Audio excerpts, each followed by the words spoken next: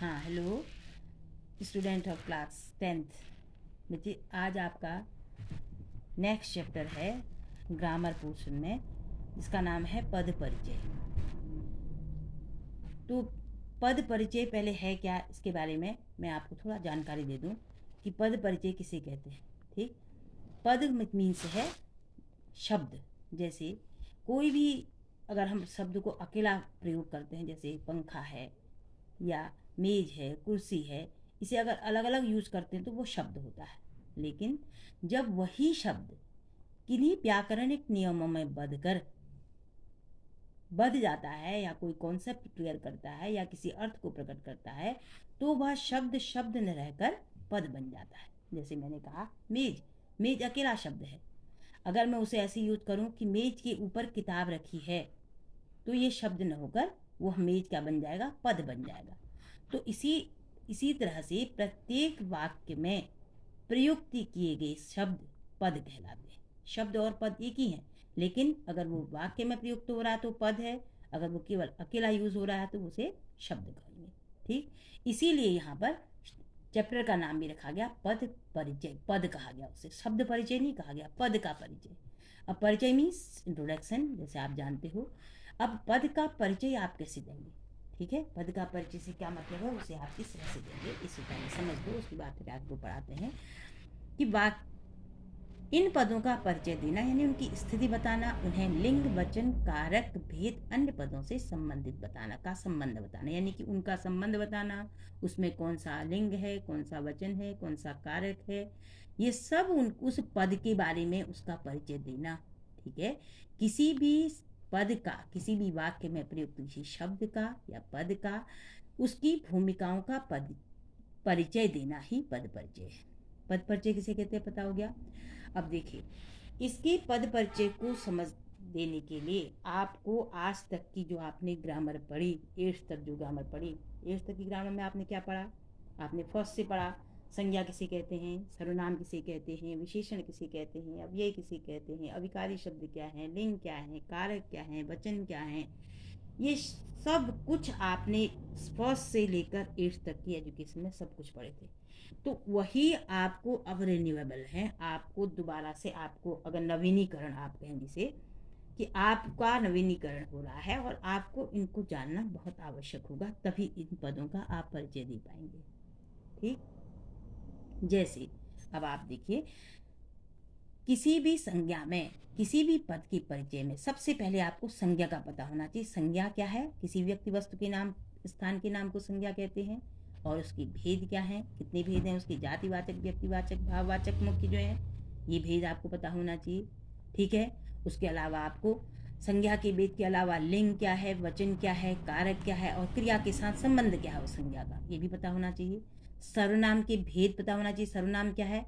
संज्ञा के स्थान पर प्रयुक्त होने वाले शब्द सर्वनाम हैं, उनके भेद क्या हैं, अलग पुरुषवाचक सर्वनाम, निजवाचक सर्वनाम, निश्चयवाचक सर्वनाम, अनिश्चयवाचक सर्वनाम, पुरुष लिंग वचन कारक उसका सर्वनाम का वो भी पता होना चाहिए।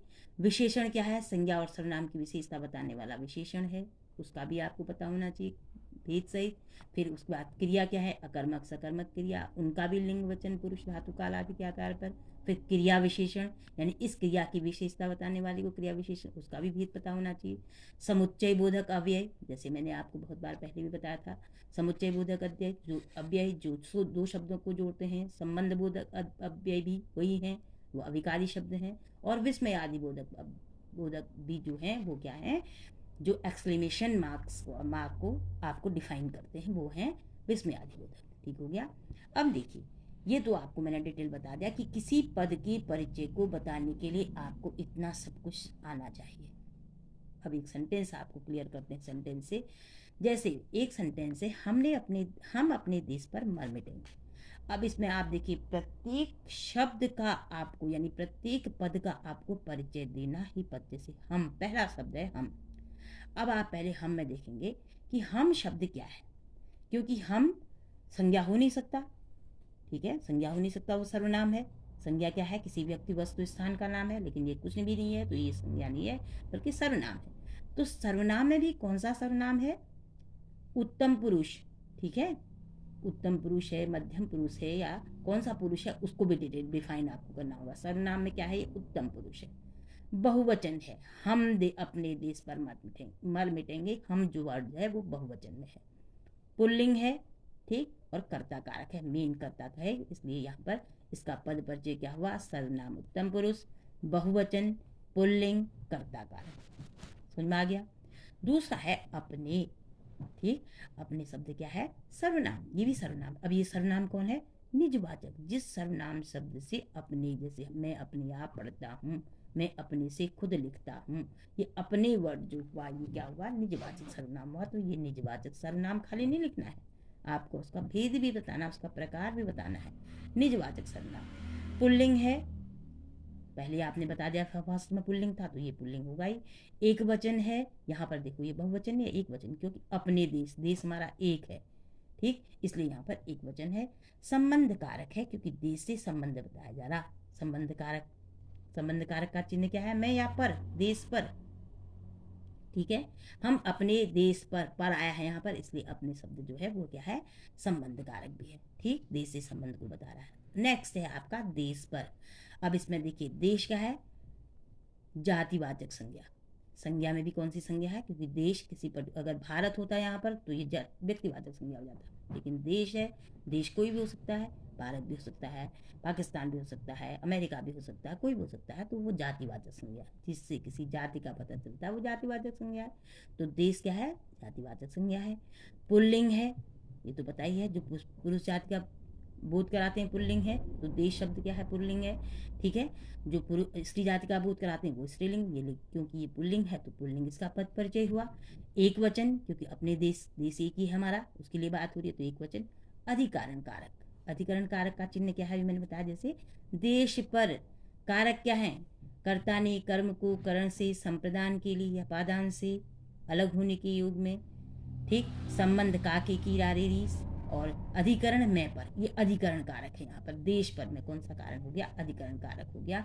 मर मिटेंगे, अब देखिए ये तो इसका देश पर का पूरा हो गया, आपको जो परिचय है वो पूरा हो गया।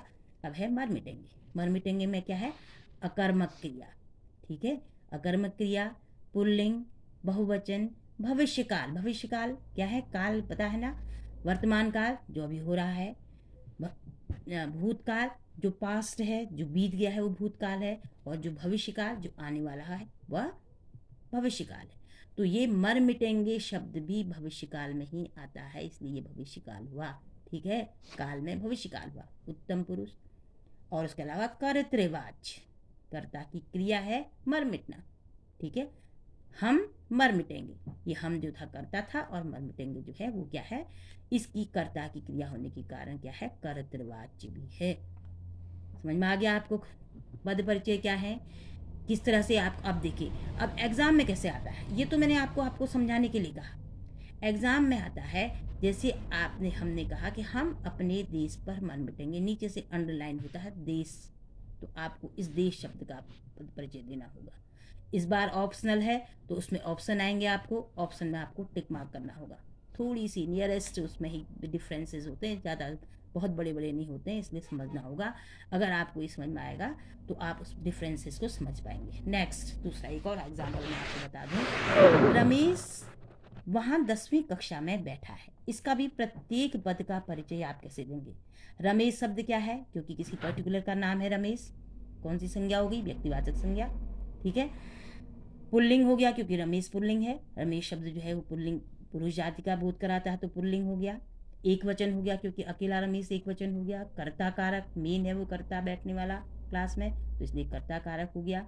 फिर उसके बाद है वहाँ, वहाँ जो है स्थानवाचक क्रिया विशेषण, ठीक है, क्रिया की विशेषता बता रहा है वहाँ शब्द, तो ये स्थानवाचक क्रिया विशेषण है, वहाँ एक पर्टिकुलर जगह को बता रहा है, ठीक है। इसका इतना ही परिचय होगा, इसमें आप नहीं लिखेंगे, याद रहे, ध्यान रहे, वहाँ शब्द में आप संज्ञा, सर्वनाम और चीज़ें कुछ नहीं लिखेंगे, क्योंकि नहीं होता है, ठीक है। ये विशेषण जो होता है, क्रिया विशेषण जो होता है, ये संज्ञा, सर्वनाम, कारक वगैरह कुछ नहीं आता इसमें। इसमें केवल एक ही बनता है, स्थानवाचक क्रिया विशेषण। नेक्स्ट है आपका 10वीं शब्द। इस शब्द को आप विशेष देखिए, अगर यहाँ पर 10 होता तो वो पुल्लिंग हो जाता है। लेकिन 10वीं है तो 10वीं क्या है, संख्यावाचक विशेषण। 1 2 3 4 5 6 7 8 वर्ड होती है, अंक होते हैं, अंक अगर शो करते हैं तो वो होते हैं क्या, संख्यावाचक। तो संख्यावाचक विशेषण है, क्रम सूचक है, और उसके अलावा अब देखिए स्त्रीलिंग है। अगर मैंने कहा 10 होता है यहाँ पर कि 10 कक्षा में बैसा है या कक्षा 10 में बैठा है, तो वहाँ पर 10 वर्ड जो होता है वो पुल्लिंग होता है।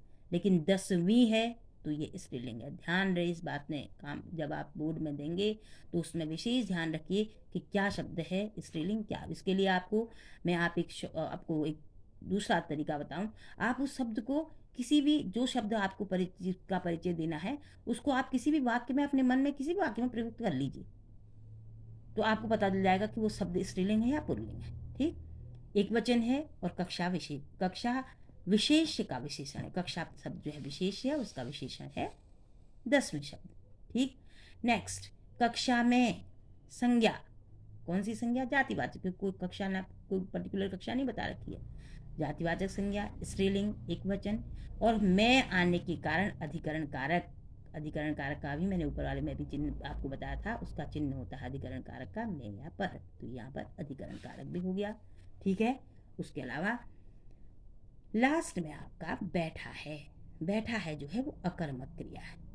ठीक है, बैठा है ये अकर्मक क्रिया है और पुल्लिंग है, क्योंकि पुरुष जाति के लिए हो रहा है बैठा है। अगर स्त्रीलिंग होता तो बैठी है होता, लेकिन यहाँ बैठा है तो पुल्लिंग, एक वचन, अन्य पुरुष, पूर्ण पद, कर्तृवाच्य।